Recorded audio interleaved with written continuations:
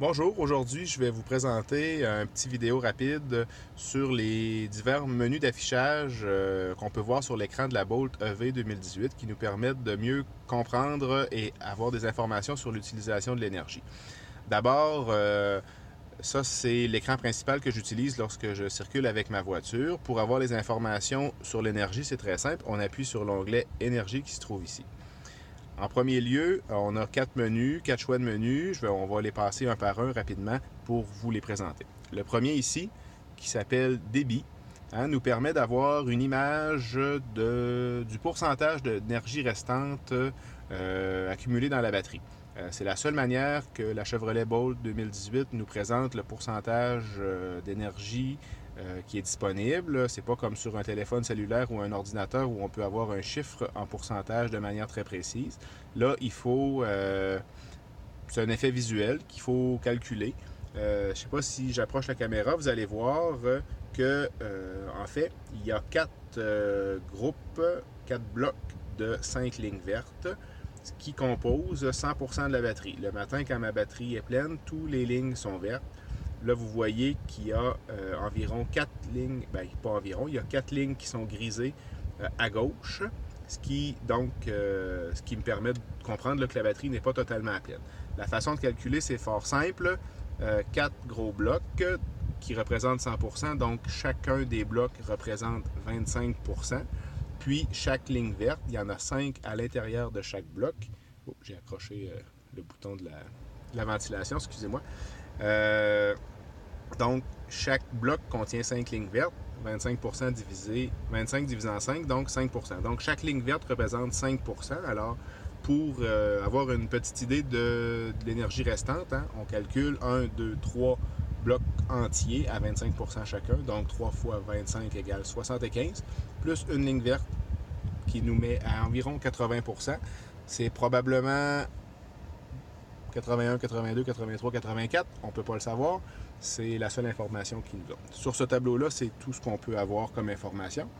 Si je vais sur le menu Recharge, j'ai des options pour configurer la recharge de la voiture. Ici à gauche, on voit le courant maximal. J'ai le choix entre 12 ampères ou 8 ampères.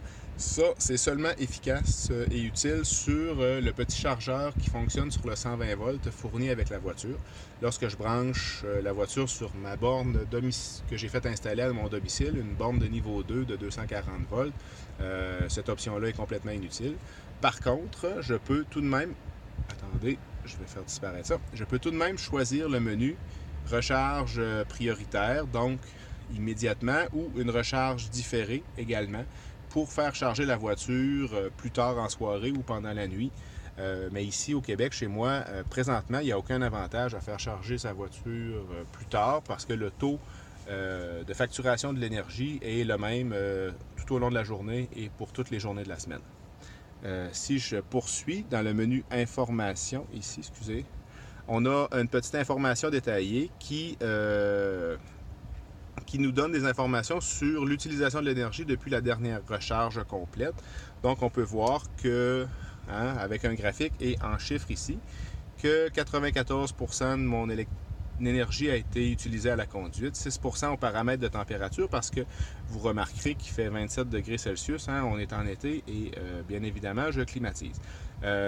Ici en bas, le conditionnement de la batterie, c'est de l'électricité de l'énergie qui pourrait être utilisée pour conditionner la batterie, que ce soit pour la refroidir ou la réchauffer en hiver. Présentement, comme vous voyez, il n'y a aucune énergie qui est utilisée à ça. Donc, un petit résumé, énergie utilisée 7 kW pour une distance parcourue de 46,2 km. Donc, c'est un petit sommaire. Si on poursuit ici, parce qu'il y a un autre détail, là, on peut voir plus d'informations sur la technique de conduite. On a une espèce d'évaluation, là, vert étant le mieux, rouge étant le pire. Donc, ma technique de conduite était à 2.2, ce qui n'est pas si mal. Le terrain, ça, on n'a pas malheureusement d'influence sur ça. Ça dépend de la route qu'on a choisie. Dans l'endroit où j'habite, il y a beaucoup de montagnes, de côtes, donc je suis toujours dans le négatif par rapport à ça. Les paramètres de température, bien évidemment, comme on le voyait un peu précédemment, j'ai utiliser l'air climatisé. Donc, j'ai une mauvaise note sur le plan de la température, mais on n'est pas obligé de se faire cuire là, pour avoir un bon résultat. Il faut quand même avoir du plaisir à conduire notre voiture. Puis finalement, la température extérieure, encore là, on n'a pas vraiment d'influence sur ça. Faut bien... Mère Nature, c'est elle qui décide finalement. Si on passe à l'écran suivant, l'historique d'efficacité, on peut voir là, qu'au cours des 50 derniers kilomètres, la moyenne de kilowattheure au 100 km que j'ai utilisé, la ligne rouge constitue ma moyenne à moi, un peu sous les 15 kWh au 100 km. Ça fait le tour pour cet onglet-là. Si je passe rapidement au dernier onglet, les paramètres d'énergie, là, on a un peu plus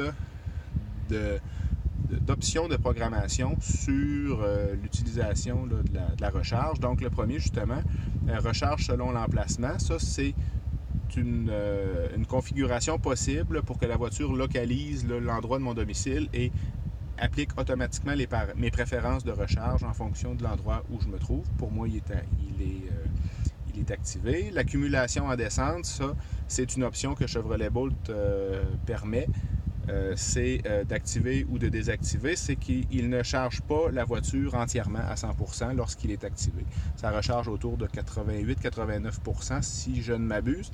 Accumulation en descente, c'est pour expliquer que la voiture va se recharger, la régénération de la batterie va être possible pour les gens qui habitent au sommet d'une montagne, par exemple.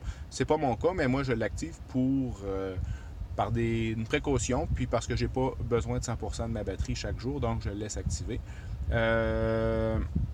Résumé de ma consommation d'énergie, ça c'est que quand j'éteins la voiture, ça m'affiche le résumé de ma consommation d'énergie, j'aime bien ça. Signal de l'état de la recharge, un coup de klaxon, ça c'est quand je l'ai activé pour dire que quand je branche la voiture pour la recharge, il y a un petit coup de klaxon qui me confirme que c'est bien branché.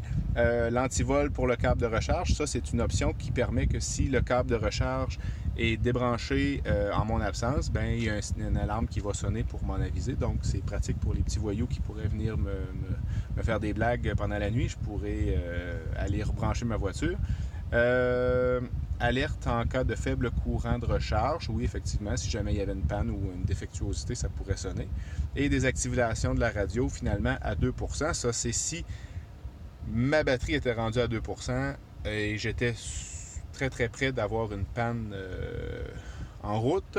La radio, le système radio s'éteindrait pour préserver un peu d'énergie. Je l'ai activé. J'espère ne jamais avoir à le faire fonctionner. Alors, j'espère que ça vous aura aidé à comprendre un peu les menus d'énergie. Si vous avez des questions, des commentaires, n'hésitez pas à les poser. Merci. Au revoir.